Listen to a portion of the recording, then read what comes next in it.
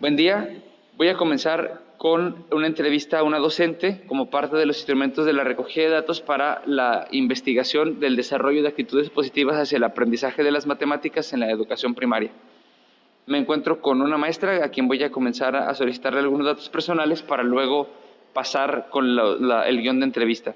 Buen día, maestra. ¿Cuál es su nombre? Esther de León, Mucho gusto, maestra Esther, perdón. ¿Qué edad tiene? 30 años. ¿Es de sexo Mujer, femenino. femenino? ¿Cuántos años de servicio tiene? 6 años. ¿En qué escuela formadora de docentes estudió? En la Escuela Normal de Torreón. Perfecto. ¿Qué nivel de escolaridad ostenta? Licenciatura. Perfecto, maestra Esther. Mire, voy a hacerle 12 preguntas que tienen que ver con el aprendizaje de las matemáticas, sobre cómo trabaja usted matemáticas en clase. La primera es, ¿cómo planea usted sus clases de matemáticas? Bueno, en general, las clases siempre me fijo primero en las actividades y luego en el aprendizaje que hay detrás. Sé que estoy haciéndolo un poco al revés, pero me sirve para como poner un límite de qué tan difícil se espera que sea la actividad. Si yo nada más leo el aprendizaje esperado, pues como son relacionados en todos los grados, como que no tiene un stop, no tiene un punto de salida. Entonces yo primero veo los libros, las guías, veo más o menos hasta qué nivel se espera que sea ese aprendizaje, lo intuyo, pero de todas maneras lo leo, ¿verdad? Para saber cuál es. Si yo pienso que el aprendizaje de la guía, del libro, está adecuado a mis alumnos, lo trabajo de esa forma, ya sea en el libro, en la guía, en el cuaderno, ya depende de cómo se nos acomode con el tiempo y si ese día ya puse muchas actividades del libro, así. Si no, yo lo ajusto. Obviamente cuando ajusto la actividad, lo que hago es que quito preguntas del libro, quito preguntas de la guía o hacemos completamente la actividad en el cuaderno. Eso es como lo hago. Perfecto. Maestra, ¿cómo motiva o induce la clase de matemáticas? Bueno, para mí esa pregunta es un poco extraña. O sea, yo sé de dónde viene porque, bueno, siento que particularmente en el tema de las matemáticas hay como mucho tabú o mucho prejuicio tanto de los alumnos, de los papás, de algunos maestros. Pero como a mí siempre me ha gustado mucho matemáticas, siento que es un poco más fácil. Entonces, más bien yo pienso, ¿cómo motivo la de español? ¿Cómo motivo la de conocimiento del medio? Porque esas son las que no me motivan a mí. Matemáticas me motiva mucho porque generalmente están padres los aprendizajes, o sea, se me hacen interesantes. Tengo oportunidad, ahorita no por la situación de la pandemia, pero generalmente tenemos mucho material en el salón. Entonces, pues para mí ha sido sencillo y creo que la actitud como que se refleja un poco y los motiva a los niños. O sea, realmente me es difícil de responder por eso. Pero yo siento que, o sea, si lo tuviera que concretar, yo creo que sería la actitud y, y que si un niño viene con un problema de que no sabe alguna cosa, le saco las fichas. Y si no puede con las fichas, le saco los frijoles. Y si no puede con los frijoles, le saco los... Ni siquiera es material caro. Tengo unas tarjetas de papeles. O sea, siempre tengo algo que sacarles y como que también ellos ven las cosas y quieren jugar y todo eso, como que los motiva mucho. Parte de las observaciones de la clase que estuve viendo de usted, me gustó mucho que de algo muy sencillito, como la secuencia del 1 al 10, se las transformó en una meta. O sea, como un tablero, como si fuera un jueguito de meta. Y eso, o sea, algo tan sencillo los motivó muchísimo. Y pues me gustó bastante esa parte. La tercera pregunta es, ¿qué elementos prioriza o toma en cuenta al momento de explicar algún tema matemático? Yo, cuando veo esta palabra, la de priorizar, me gusta que los niños tengan herramientas para hacer las cosas en una situación real. O sea, veo que muchas veces, sé que muchos niños tienen un pensamiento muy abstracto y pueden acceder a métodos muy extraños como de hacer las cosas, como por ejemplo cuando dicen a 37 ¿cuánto le falta para llegar a 100? Y dicen primero completa el 40 con un tablero y luego del 40 completa el 100 como de 10 en 10. Pero si yo puedo despegarme un poco, ese material viene en el libro manejado con unos tableros de 10 en 10. Yo sé que ellos a lo mejor no van a tener acceso a esos tableros, y nada más tienen acceso a sus deditos, a sus colores, a cosas más sencillas. Entonces a mí me gusta darles esas herramientas. Yo veo que otros niños no, otros niños luego el tablero que tienen en físico como que pues no lo digitalizan, ¿verdad? Pero lo meten en su cerebro y ya lo pueden como ver en su cabeza y sí les sirve. Pero yo a los niños que no tienen, o sea, yo trato como de ver qué es lo que tienen adentro de su cabeza y de darles una herramienta que ellos puedan acceder a esa herramienta.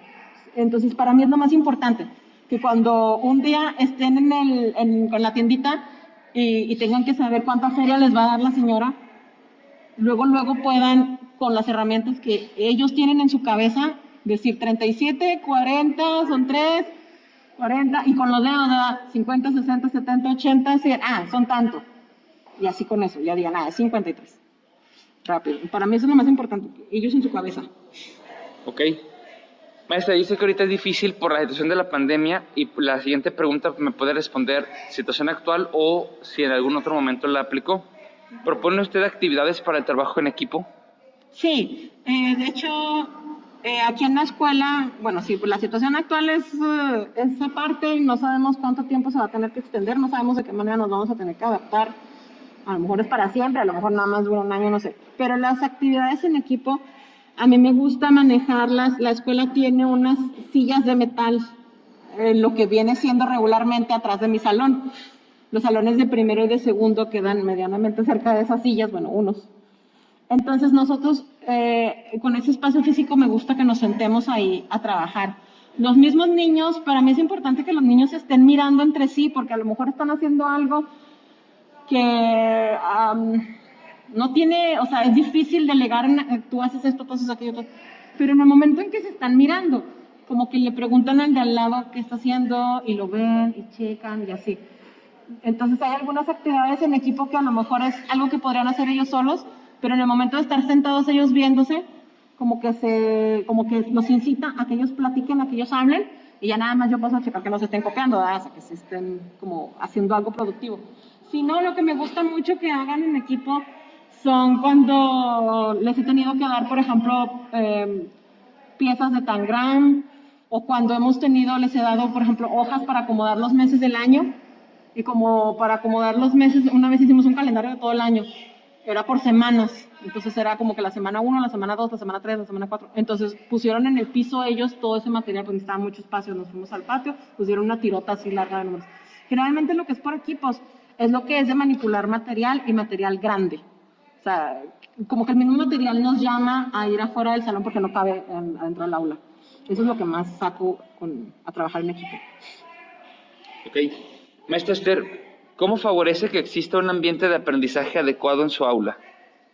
Ahorita nos están poniendo muchas limitaciones en cuanto al ambiente de manera física, porque a mí generalmente me gusta tener el salón, y no nada más para matemáticas, arriba con un abecedario, con unos dibujos, a un lado con otro abecedario, con otros dibujos, del otro lado una numeración del 1 al 10 que utilizamos, del 1 al 100 que utilizamos, como va por renglones de 10 en 10, eso lo usamos mucho para contar por decenas o para cosas un poquito más complicadas.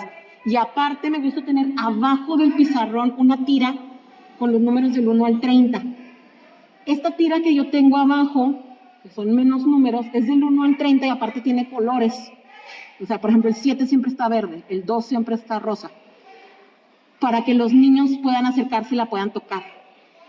Entonces, la verdad es que incluso en primero, o sea, cuando llegan en primero, el primer día, muchos niños no necesitan ir a tocarla para contar, pero sí me doy cuenta que por lo menos unos entre 5 y 10 niños al principio del curso necesitan ir a tocarla, y luego ya conforme va pasando el curso, ya para el final nada más quedan 1 o 2 que con esa tira, tocándola, poniendo su manita, haciendo así como ponen la manita en el 7, por ejemplo, y hacen brinquitos con la otra mano, llegan al 10, cuentan 3 brincos, me faltaban 3, así. Entonces a mí me gusta mucho tener eso. Ahorita nos han limitado un poco el material en esa cuestión. Ahora, más allá del material, el ambiente que me gusta pues es llegar con una actitud positiva, porque yo sé que matemáticas es una materia que mucha gente le cae muy gorda, o que luego en primaria les gusta mucho y les deja de gustar cuando llegan a secundaria. Y también me gusta siento que cuando hay unos niños que saben mucho, son muy buenos, que participan un montón, y hay otros niños que se van quedando atrás, eso como que los apachurra. Entonces siempre intento destacar los logros de esos niños que pues tienen logros más pequeños, ¿verdad? Para que se traten de sentir pues más importantes, para que no se me apachurren. Y también a veces me apoyo mucho en los niños que ya sé que saben las respuestas de decirles personalmente, oye, acuérdate que vamos a dar más oportunidad de participación a fulano para que a la hora de que esté la clase se sienta más parejo, y eso mismo que se siente parejo siento que ayuda a que no vean como negativamente la clase de matemáticas. Muy bien, maestra Esther. Otra pregunta, ¿los ejercicios que proponen sus alumnos están contextualizados? O sea, es decir, lo que aprenden aquí, ¿pueden aplicarlo en su vida diaria? Sí, de hecho, muchas veces agarro sobre todo los libros de texto, veo algunos ejercicios que yo digo, ay, esto no se aplica en la vida diaria, y lo quito. Obviamente hay algunos aprendizajes que luego llegan a ser muy abstractos, y a veces hay que verlo porque son como base para otra cosa, pero en la medida de lo posible, todo aquello que no siento que apoye a otro aprendizaje o que no se pueda aplicar directamente en la vida real, me lo brinco o más bien lo cambio. Sí lo abordo, pero lo veo de otra forma para que sea lo más concreto posible. Muy bien. Maestra, ¿cómo revisa los ejercicios y actividades que realizan sus alumnos? Lo que hago, generalmente, bueno, pensando en el salón con niños llenos, que es cuando la situación es más complicada porque son más personas, lo que hago es que yo desde antes pienso, en este trabajo voy a revisar esto. Por ejemplo, en el libro voy a revisar que tengan 4, 6, 8, 9 en las respuestas. Si veo alguna cosa que no coincide, me detengo a ver, trato de ver si no tiene nada que ver, si se rebrujó de renglón o si está pensando en otra cosa. Si es algo técnico, como que se rebrujó de renglón, le digo qué onda. Si es algo que no entendió, generalmente por la premura del tiempo, nada más lo tengo que tener como anotado mentalmente o lo anoto en mi tableta, en mi celular. Si es un niño que tiene la capacidad de corregirse a sí mismo, le digo, aquí lo hiciste mal, para que vaya y se corrija. Hay algunos niños que yo sé que no pueden y a veces sí les digo que lo traten de corregir, pero yo sé que no van a poder, entonces trato de no estresarlos mucho con eso.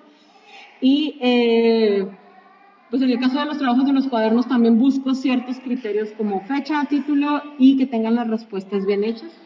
Entonces, lo que hago es que les reviso rápido en la clase, les pongo, yo ya sé que un trabajo tiene 6 aciertos, entonces siempre les dejo anotado ahí en el cuaderno, 4 de 6, 3 de 6, 6 de 6.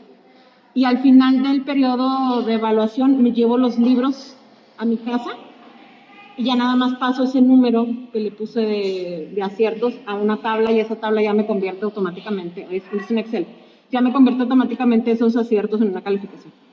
Entonces en el momento nunca les pongo un 10 ni nada, a menos de que sea muy obvio que es un 10, un 5, un 6, les pongo así como que una carita con los labios torcidos o les pongo una carita feliz, pero si no, nada más les dejo los aciertos y al principio se sacan mucho de onda, pero luego ya les agarran el 20 y ya saben que tienen que ver como el mismo número 2 veces para que esté todo bien. Ok, maestra, ¿resuelve las dudas que le surgen a sus alumnos? Trato de resolver las dudas que les surgen a los niños. Muchas veces les tengo que contestar con la triste, lo vemos en otra clase, o ay, esto es de otro tema, ¿verdad? Porque a veces sí tienen unas dudas así como que se salen del tema. Cuando son dudas de la misma actividad, para mí incluso es más importante, si es necesario, detenerme en esa duda y dejar lo que sigue sin ver, a que se quede esa duda ahí, porque luego, o sea, la duda esa es una duda, pero si la dejo pasar luego van a ser 3, 4, 5, 6, entonces, sí, es así como que yo creo que es muy esencial, intento resolverla en el tiempo de la clase, y si veo que no, les tengo que contestar que pues lo vemos luego. Ok, maestra, ¿cómo retroalimenta la clase de matemáticas? Pues creo que en muchos sentidos las actividades que planeo van como que encaminadas unas con otras, o más bien como las técnicas o las herramientas. Porque, por ejemplo, cuando yo pensé la primera vez que les tenía que poner la tira abajo del pizarrón, lo hice pensando que esa tira les iba a servir para contar hasta el 30, y luego lo hice pensando en que les iba a servir para restar. Estoy pensando en varias cosas. Entonces, de alguna forma, cuando llegamos a la resta, si hay un niño que anda muy perdido, no cuenta bien, con él a lo mejor no llego a ver el tema de la resta, no hace las restas en el cuaderno, pero sí lo paro en el pizarrón, a que cuente otra vez en la tira, y ahí como que repasa. Entonces, cuando yo repito material, repito muchas veces las fichas rojas y azules para decenas de unidades.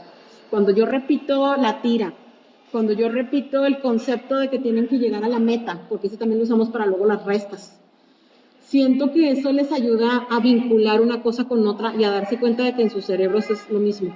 Nada más que ahora un poquito más difícil, un poquito más difícil. La verdad es que rara vez hay tiempo de volver a ver una sesión, porque tenemos muchos contenidos. Pero yo siento que la manera en que más puedo vincular una cosa con otra es repitiendo material y repitiendo las técnicas. Nada más como que evolucionan ahí. ¿Ok? ¿Cómo genera actitudes positivas en tus alumnos hacia el aprendizaje de las matemáticas? Ay, Dios mío. Yo creo que por un lado, algo que ya había mencionado, que es mi propia actitud. También ellos cuando, en general, no nada más en mate, cuando los veo que tienen una actitud derrotista hacia cierta asignatura o hacia sí mismos, a veces les digo, no, tú puedes, tú ya sabes contar, aunque sea muy chiquito su logro, ¿verdad? Le digo, tú ya sabes contar, o a lo mejor no saben contar tampoco, ¿verdad? Pero le digo, tú tienes tus deditos y con tus deditos puedes contar. O sea, siempre, yo sé que muchas veces a los niños, a veces no hay tiempo ni de saber por qué tienen esa actitud, ¿verdad? Pero me ha tocado ver que a veces esa actitud viene fomentada por los papás que les gritan y les dicen que son tontos para matemáticas o que ya te dije como 50 veces y no sabes. Entonces, creo que por eso en la mayoría de los casos sirve como ese acercamiento con un poquito de cariño, de decirle, no, sí sabes, hijo, mira, aquí tienes tus deditos, lo puedes hacer con tus colores. Y sobre todo tenerles mucha paciencia, porque siento que particularmente, bueno, por lo menos aquí en la escuela, es lo que más les falta luego, el acompañamiento que les falta por parte de sus papás. Entonces, un niño que me dice la mamá, y que incluso me ha tocado verlas, que se desespera la señora, cuando lo esperas 3, 4 minutos y es muy cansado, ¿verdad? Luego sí responde. Y a partir de esa vez que lo esperaste 5 minutos, las siguientes veces ya no lo tienes que esperar tanto. Entonces esa paciencia y ese como cariño hasta cierto punto a mí me ha surtido mucho efecto. Maestra, ¿qué hace cuando un alumno no tiene una actitud adecuada o fracasa en el aprendizaje de las matemáticas?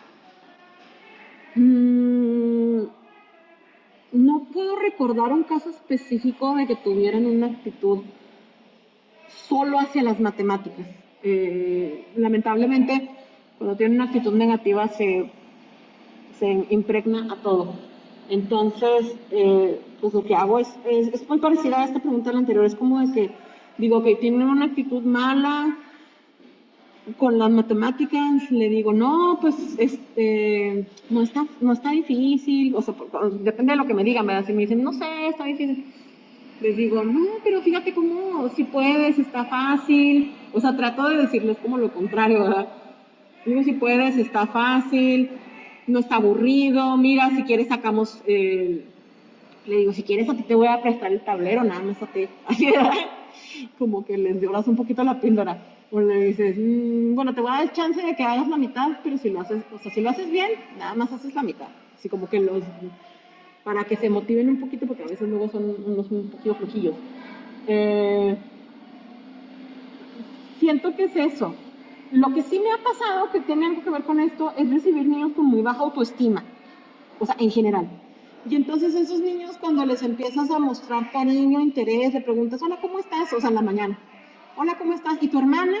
¿Y ahora comiste? Ah, qué rico comiste. Así, ese tipo de cosas. No tienen nada que ver con matemáticas, pero luego eso hace que estén mejor en las clases, entonces pues lo haces. Y está padre. Y ya para cerrar, maestra, ¿cuál cree que es la percepción que tienen sus alumnos de usted como maestra de matemáticas? Ay, no tengo idea.